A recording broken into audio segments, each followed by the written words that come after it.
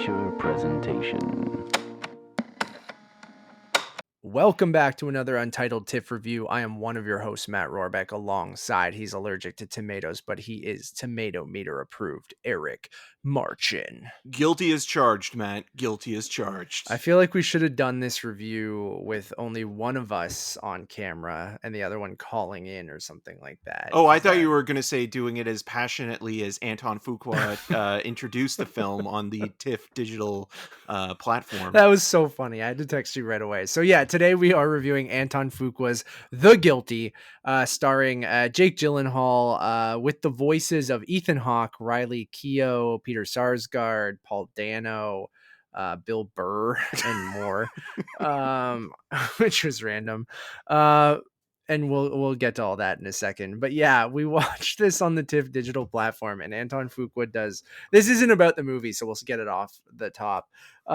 It was so funny. It seems like it's like a hostage video. Like it really is like a dimly lit him looking and him definitely reading off of a script of some sort, but like just the most passionate kind of just like I need to get this done intro kind of thing. At least that's how it came across to me, and it was just very weirdly funny. Well, it almost looked like it because he's been doing interviews for the film, and one of them most notably like with Variety, and it almost looks like the same interview setup, whether it's at his place or Netflix is kind of set up, but it's like this kind of like bright white background, and like he's just sitting there and he's like, this is the movie, I'm working with my friend Jake Gyllenhaal again. And but it's even like it's more like someone will murder him if he doesn't read this script properly. Like someone from Netflix is like, Antoine, we got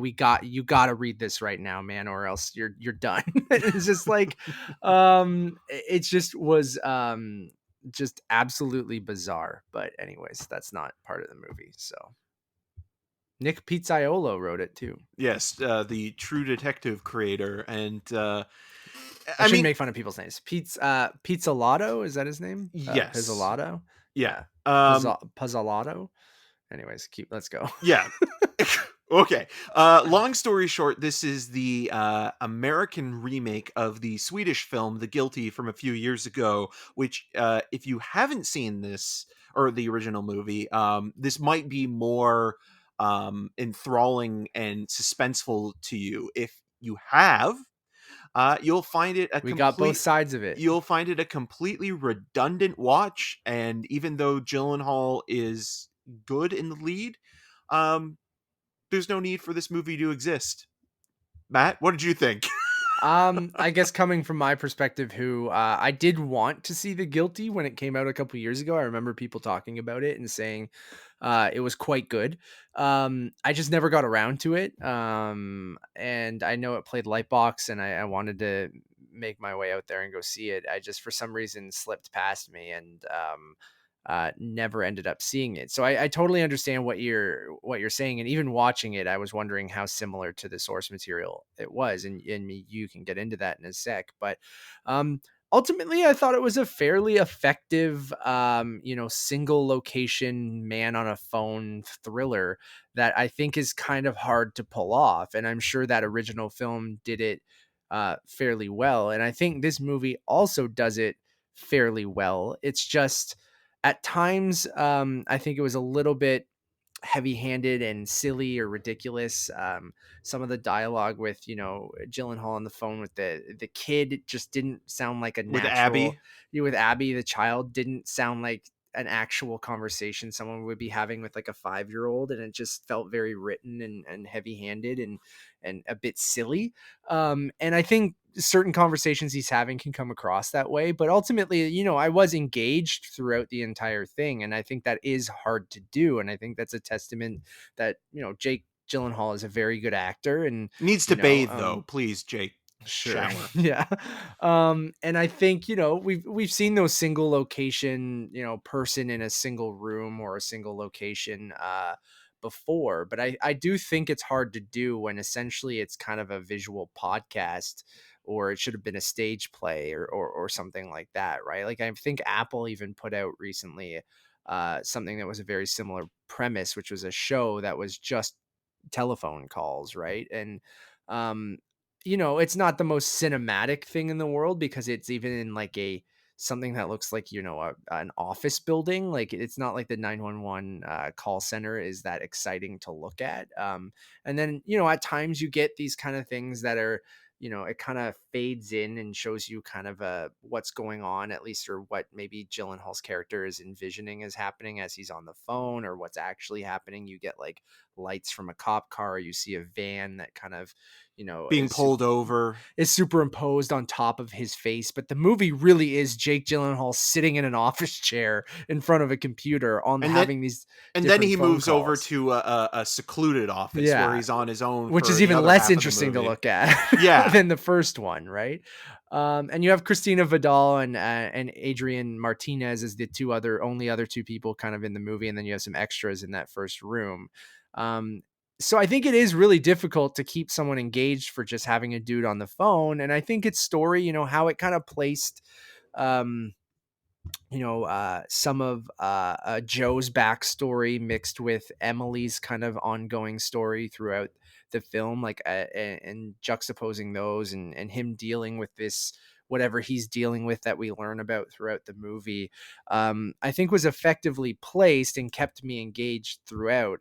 I just ultimately I thought it was a pretty okay sing man on a phone thriller, which I think is hard to pull off, but that's kind of all I have to say about it. I'm more curious, Eric. I know you said it's completely, you know, or it doesn't even need to exist because is it basically the same exact movie? Yeah, I mean, other than you know, being specific to the region in which it takes Sure. place, you know, Yeah. with you know California, And with dealing with with some, the forest fires yeah, specifically, where you know Sweden doesn't really have forest fires, and so that is kind of the main difference. But also, you mentioned, and it bears repeating, this version is more heavy-handed, where the Swedish film, it has some nuance and you know builds that tension gradually to kind of you know a climax that is very satisfying and sort of being basically a one-man show.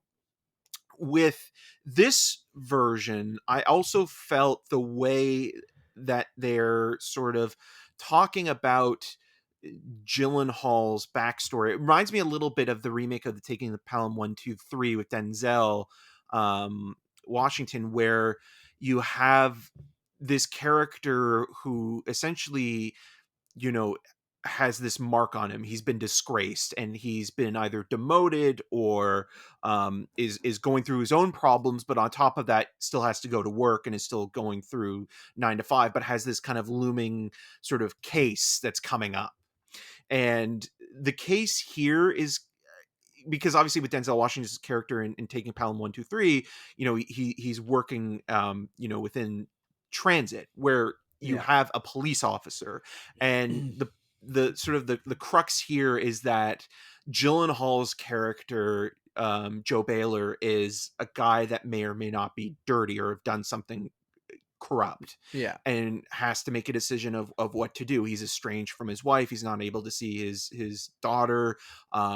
You know, he has that connection with Riley Keough's Emily, who's on the phone, and also her dealing with mental illness. But it's almost talking about like, okay, well, this one incident is the defining factor in sort of um, wiping the slate clean of what Gyllenhaal's character has presumably done, as we hmm, learn.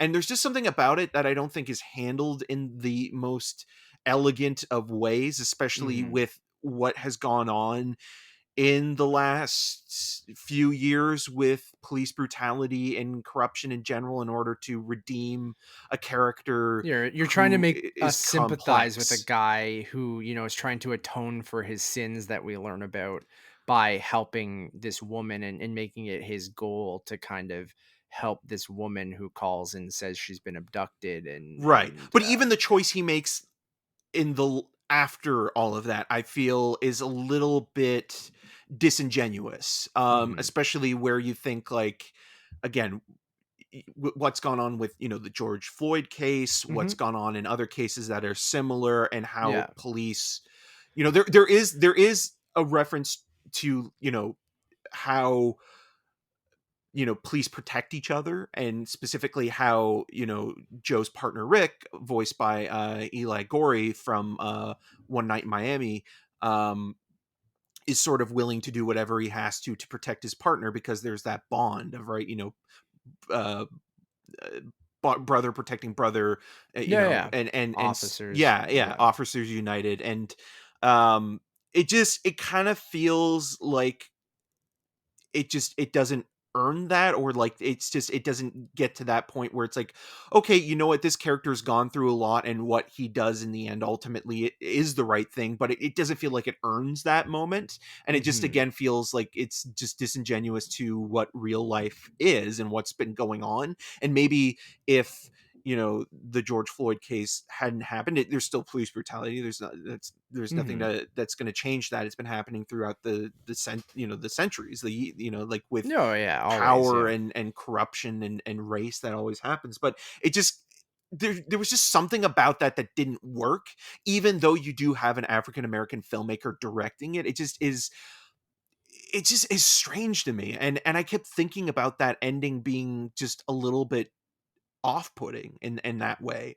Even though Gyllenhaal is very good in the role, and you kind of do sympathize with him in the moment of helping Emily, and he wants to do the best he can given the Yeah, circumstances. I get what you're saying, and, yeah, I don't know if it lets him off per se, but I think I it does, kinda though. yeah, I kind of I think it, like, without spoiling I, anything, I but think it yeah. kind of redeems him in a way that isn't necessarily earned, like, yes, the character will suffer the consequences, but at the same time, it's almost like, okay, well, he's wiped the slate clean, and he's redeemed Yeah, I himself get in what the you're eyes of saying. the Yeah, yeah. audience No, I get what you're saying. specifically. Yeah, And again, yeah. it just I also guess kind of, let's not go into it too much, but I totally understand what you're saying, yeah, but and even if we were to go into it, the people that have seen the original one will know what I'm talking about. oh, It's I just, yeah. it's done in a way here that kind of feels a little bit odd, given the circumstances of what's been going on in the US. And then on top of that, you have a film that kind of feels like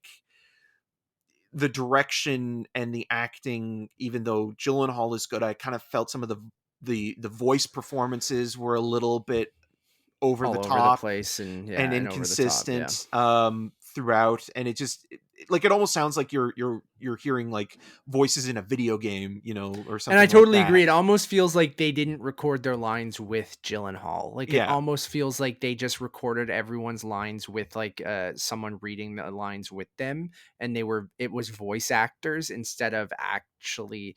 It's like what the problem we've been having, weird comparison, but in What If, sometimes in Marvel Studios What If, where it's just some people just don't feel comfortable like giving a voice performance, and when you don't have that back and forth in real time with an actor like in the same room, or even in this, like maybe I'm wrong. Maybe they all did phone in and record their lines with Gyllenhaal.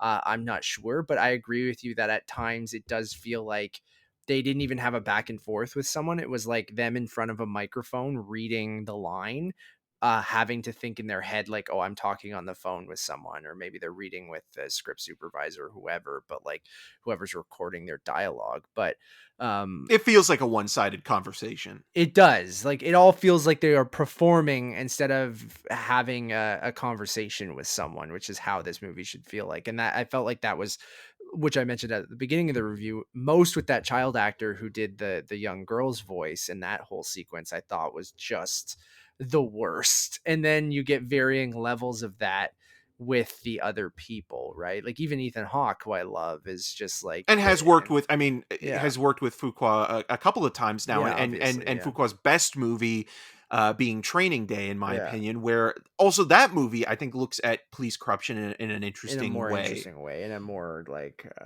damning way a little bit Yeah, maybe. Yeah. even though, I mean, it's also very exaggerated in terms of Sure, the and still timeline supposed to and be like kind of an a an fun action yeah, thriller, yeah. day on the job kind of thing. But it does it with a kind of interesting perspective. And for a lot of, like, that's the other thing with that movie. I love that film to death, and I hate when people say that, oh, Denzel only won the Oscar because he hadn't won a Best Actor award at that point. That movie is great, and his performance is awesome in that film. And I agree. there's about half a dozen performances in that movie that are amazing, from Hawk to uh Snoop Dogg even, and Scott Glenn, and Hmm. Cliff Curtis, who's awesome in that movie. So yeah, he's just never been able to.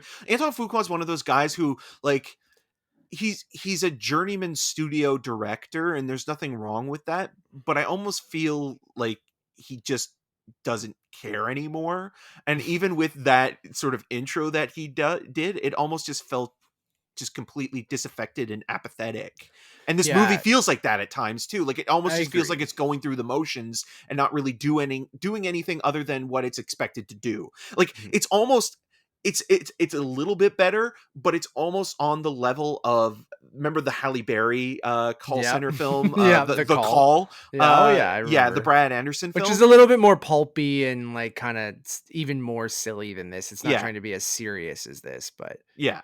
yeah. And that's kind of what it's kind of. And I'm not looking for something prestigious here. Like, this could have just been No, yeah. more gripping, or done something different with the material. And it just, again, it goes back to, like, you know Why bother is North kind of Americans being too lazy to read subtitles, and that's unfortunate. So, and because it just becomes kind of watered down, yeah, right? Like, yeah, no, I totally understand what you're saying, and I feel like I have the unfortunate experience of, if I watch the original, that I'm like, oh, I've seen this movie already, yeah. kind of thing. But yeah, always try to watch the original first, and then the best, remakes do something different, which what you're saying, like do something, take the source material, be inspired by it, and then make something that, I'm trying to think of a good Well, example in you recent actually memory. mentioned a film on our review for The Power of the Dog, which is the remake of Let the Right One In, Let Yeah, Me which In, there's which it Matt is a Reeves. very similar movie, but Yes, yeah. but Matt Reeves, what he was able to do with that film, that I think is actually very, also a Swedish movie that's a remake of as well. What he was able to do with the remake of the Thomas Alfredson movie, was the Swedish movie. Yes, it takes place in Sweden, but the American remake grounds it in 80s New Also, I don't Mexico. mean to cut you off, Eric, but The Call is originally, it's a Danish film, not Swedish, I think you Oh, were I saying. okay, because Yeah. the filmmaker is Yeah, he might be. But Swedish. it's a Danish film. It Danish was movie. submitted by, I just want to make sure we Right, clarify right, that. right. Sorry. Okay, Yeah. my fault. But Yep. yeah, so you look at, Let Me In terms of how that movie is grounded in time and place. Hmm. Like, Let Me In is grounded in the 1980s, and it kind of feels like there's this ominous tone within the Hmm. context of that period, where, Hmm. Let the Right One In, it's there, but it's not as prominent. And maybe that's a good thing for that movie, because that also, separates the two films. Hmm. But that is a good example of, the American remake actually being worthwhile and doing something different, but also still incorporating what made the original one a success, and not just trying to remake it for North American audiences unwilling to see the original film. Yeah, I'm trying to even think of like what other English language remakes have been. Well, the Departed is a Which is good also example. I actually think Um, that that's a better movie than mhm. uh Infernal Affairs. I And guess that's maybe the best example. The yeah, Ring, another good example as well. But yeah, I think overall, I thought it was totally fine. Um, I think, again, unfortunately, this is how you're going to get people to watch, like Americans to watch, stuff that's based on good source material, but you have to put it in English because people won't read subtitles. So, and people will click on this because it has a movie star and it's on Netflix. So, I'm going to give it a 3 out of 5. I thought it was fine. I'm gonna give it a 2 out of 5. I That's thought fair. it was, again, just kind of redundant. Hmm. It's fine if you haven't seen the original one, and Hmm. you got something out of it. And Gyllenhaal Hmm. is good. He's not bad in the film. Hmm. It is interesting that you, with both Southpaw and this, you can tell that he is giving the best performance that he can Hmm. in both of those films. Oh man, we should have saved this for Probably for the Electric Louis. Life of Louis Louis Wayne. Wayne. She might still be here while we're doing that, but yeah, I don't know if that came up on camera, but yeah, I get what you're saying. Thank you all for listening. Sorry, I lost my train of thought because of Georgie. Um, thank you all for listening or watching. We really do appreciate it. For audio listeners, yes, my sister's cat just jumped on my lap as we were finishing up this review. You can catch all of our reviews in audio form over on the Untitled Movie Reviews podcast channel on all podcast services, or you can stay right here on YouTube, the Untitled Movie Podcast YouTube channel. Click subscribe, hit that notification bell, thumbs up. We'd really appreciate it if you do like our stuff. Go to our videos and do that. That really helps. Because criticism sometimes when you put it on the internet and people don't agree with you, they really don't Especially like when that. they haven't seen a movie, they have their minds made up, Yeah. I also quickly want to mention Yeah, as a please do. correction with the Danish thing. I was mistaking it with the director, Yeah. Gustav Mahler, He who is is Swedish, but it was the Yes. Danish, like, even entry for the Oscars and stuff, Yeah. right? Yeah. So it might be a Danish-Swedish co-pro just based on the Yeah. filmmaker as well. Because I that just happens remember sometimes when you reading, get the yeah. filmmaker in there as well. So yeah. Yeah, it usually depends on like who's funding it, where it was shot, things like that. Cool. You guys can go to our Letterboxd HQ. Check out, it's a one-stop shop for all our social links, all our reviews, rankings, ratings, all that jazz. It's Untitled_movies. And as always, my name is Matt Rorabeck. You can find more of my work at untitledmoviepodcast.com or on all the social medias at Matt Rorabeck. And I'm Eric Marchen. You can find more of my video reviews at rogerstv.com/cinemascene and on the social medias at EM6211. Until next time. Fuqua!